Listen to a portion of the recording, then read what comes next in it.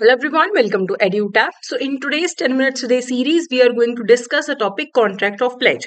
So contract of pledge एक काफी important topic है, मॉड्यूल डी में से है. ऐसे सिमिलरली और भी बहुत सारे इंपॉर्टेंट टॉपिक्स हैं. उसका लिस्ट आपको इस वीडियो के डिस्क्रिप्शन में ई बुक्स नाम का एक लिंक होगा, उस पर आप क्लिक करके वो पीडीएफ डाउनलोड करके रख लीजिए. उसमें आपको इंपॉर्टेंट टॉपिक्स भी मिलेंगे और प्रीवियस ईयर क्वेश्चंस भी मिलेंगे.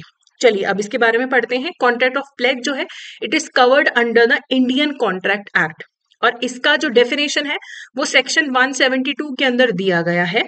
सो सेक्शंस भी कई बार पूछ ले जाते हैं, but don't over burden your self कि मुझे एकदम से सारे सेक्शंस याद करने हैं. रिवीजन में याद हो जाता है.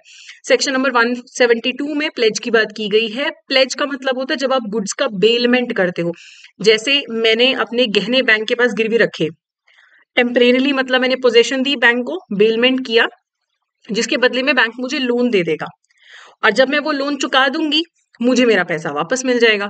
तो प्लेज जो होता है वो मूवेबल प्रॉपर्टी का होता है और इसके अंदर जो प्लेज क्रिएट कर रहा है उसे प्लेजर या फिर पॉनर बोला जाता है और जो प्लेजी है यानी कि जो बैंक है या लेंडर है उसे प्लेजी बोला जाता है. तो ये हमारा कॉन्ट्रैक्ट ऑफ प्लेज है और इसमें पोजेशन किसके पास जाती है? लेंडर या बैंक के पास पोजीशन जाती है.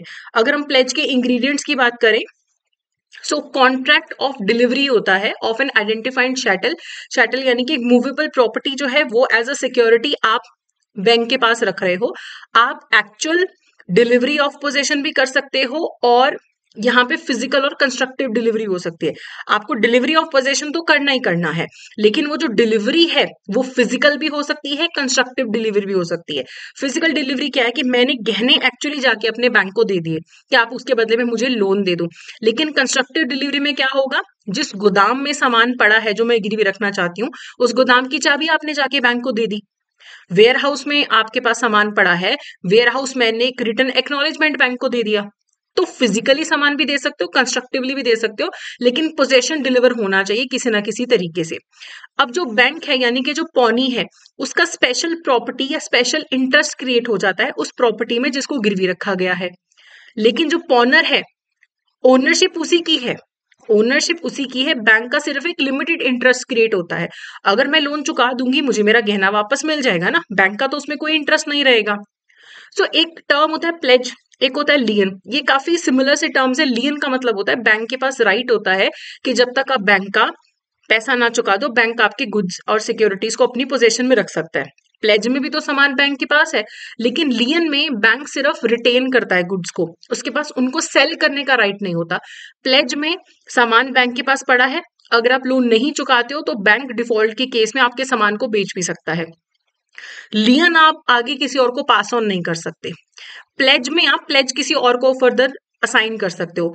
जैसे मैंने आपके पास अपना सामान गिरवी रखा, प्लेज किया, आप उसे रीप्लेज कर सकते हो आगे. लियन के केस में ऐसा कुछ भी नहीं होता है, ठीक है. और प्लेज के केस में अगर पॉनर डिफॉल्ट कर दे तो जो बैंक है वो पॉनी है जो वो पॉनर पे केस भी कर सकता है और गुड्स को रिटेन भी कर सकता है कि भाई जब तक तुम मेरा पैसा नहीं वापस करते तो मैं रिटेन करके रखूंगा, और केस भी कर सकता है कि भाई मेरा पैसा वापस करो. और फिर भी अगर वो सामने वाला पर्सन पैसा ना वापस करे, बैंक या जो भी पौनी है उसके पास राइट होता है कि वो नोटिस भेजेगा पॉनर को कि हम तुम्हारा सामान सेल करने वाले हैं. नोटिस भेज के ही सामान सेल करना है, अदरवाइज जो प्लेजर है वो केस कर सकता है लॉस का. उसके बाद अगर मान लो गहने थे 5 लाख के, लोन था 6 लाख का, बाकी के 1 लाख का जो शॉर्टफॉल है उसके लिए मैं फिर भी लायबल रहूंगी. लेकिन अगर ऐसा होता है कि लोन था 5 लाख का, गहने बिक गए 6 लाख में, तो एक जो लाख रुपया एक्स्ट्रा है, सरप्लस है, वो मुझे वापस मिल जाएगा. ठीक है. तो अगर मान लो ए ने लोन लिया है अपनी गाड़ी गिरवी रख के और उसके अंदर अगर ए डिफॉल्ट करता है तो बैंक या जो बी है, इसमें बी के पास प्लेज किया गया है, तो बी जो है सू भी कर सकता है, ए को केस कर सकता है या फिर उसकी कार सेल कर सकता है. अगर 20,000 का लोन रिकवर हो जाता है, एक्स्ट्रा पैसा बचता है, तो वो ए को वापस कर देगा. कम पड़ता है तो फिर वो ए को बोलेगा कि भाई तुम एक्स्ट्रा पैसा हमें दो. फिर जो बेली है यानी कि पौनी है, उसके पास ये भी राइट है कि अगर कोई थर्ड पार्टी जो प्लेज सामान है उसको चोरी या डैमेज करने की कोशिश करता है, उसको वो सू कर सकता है. मान लो मेरे गहने जो है या गुड्स बैंक के पास पड़े हैं, उन गुड्स को अगर कोई डैमेज या थेफ्ट करने की कोशिश करता है तो मैं और बैंक हम में से कोई भी थर्ड पार्टी के अगेंस्ट केस कर सकता है हम मिलके भी केस कर सकते हैं, मतलब जैसे मेरे पास राइट्स हैं वैसे ही बैंक के पास भी राइट्स हैं थर्ड पार्टी के अगेंस्ट।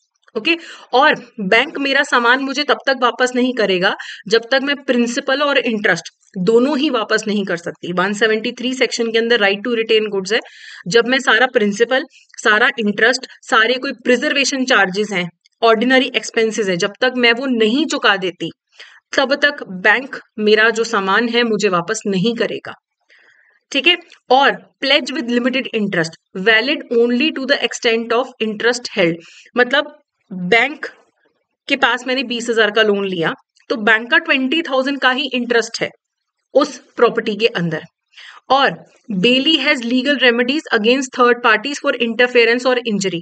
ये तो हमने देख लिया कि अगर कोई थर्ड पार्टी इंटरफेयर करती है उस प्लेज्ड गुड्स के अंदर तो बैंक या जो ओनर है दोनों ही थर्ड पार्टी के अगेंस्ट एक्शन ले सकते हैं। अब इसके क्वेश्चंस देखने से पहले I would like to inform you, अगर आप CIIB एग्जामिनेशन दे रहे हैं इस बार तो आप हमारे मास्टर कोर्स में एनरोल कर सकते हैं, जिसमें आपको सारी रिकॉर्डेड क्लासेस मिलेंगी, प्लस नोट्स हैं, टेस्ट सीरीज हैं, चैप्टर वाइज MCQs, और एग्जाम से पहले वाला जो टाइम है उसमें लाइव क्रैश कोर्स भी होगा आपका इंक्लूडेड। लेकिन अगर आप सिर्फ हमारा क्रैश कोर्स लेना चाहते हो तो वो भी लॉन्च हो चुका है। उसमें आपको 40 लाइव क्लासेस मिलेंगी, अगर आप क्लास मिस कर दो तो रिकॉर्डेड क्लासेस मिलेंगी, टेस्ट सीरीज है, नोट्स हैं, फुल लेंथ मॉक टेस्ट आपको मिलेंगे। एंड आप कैब 75 कोड यूज करके इस कोर्स में एनरोल कर सकते हो। डिस्क्रिप्शन में आपको कोर्सेज का लिंक मिल जाएगा, उस पर जाके आप एनरोलमेंट कर सकते हो। अब हम कुछ क्वेश्चंस देख लेते हैं। हाँ, which of the following is not a requirement of a valid pledge, पहला ही क्वेश्चन है, क्या इनमें से वैलिड प्लेज का रिक्वायरमेंट नहीं है contract for delivery of chattel as a security. देखो आपको अपनी जो मूवेबल प्रॉपर्टी है वो तो डिलीवर करनी पड़ती है, ये तो रिक्वायरमेंट है। Delivery of possession of goods करना पड़ता है। रजिस्ट्रेशन का कोई रिक्वायरमेंट नहीं है कि प्लेज में आपको रजिस्ट्रेशन करना ही करना पड़ेगा। गुड्स आइडेंटिफाइबल गुड्स होते हैं जो आप प्लेज करते हो, लेकिन रजिस्ट्रेशन का कोई रिक्वायरमेंट नहीं है, तो सी यहाँ पे करेक्ट आंसर है। अगला है what is the main difference between lien and a pledge. Lien allow sale of goods, pledge does not. Lien में नहीं होता राइट सेल करने का, प्लेज में अलाउड होता है sales of goods on default, lien में नहीं होता। ये सही लग रहा है। Both lien and pledge are not assignable, ऐसा नहीं है। प्लेज फर्दर किसी को असाइन हो सकती है, लियन असाइन नहीं हो सकती है। लियन गिव्स कंप्लीट ओनरशिप, ओनरशिप तो ना प्लेज में आती है ना लियन में आती है। सो बी जो है यहाँ पे करेक्ट आंसर है कि प्लेज में आप गुड सेल कर सकते हो, लियन में आप गुड सेल नहीं कर सकते हो। ओके, सो आई होप ये टॉपिक आपको क्लियर हो गया हो। बाकी कोई भी आपको डाउट हो तो आप कमेंट सेक्शन में कमेंट करके पूछ सकते हैं। So that's it for today, thank you so much.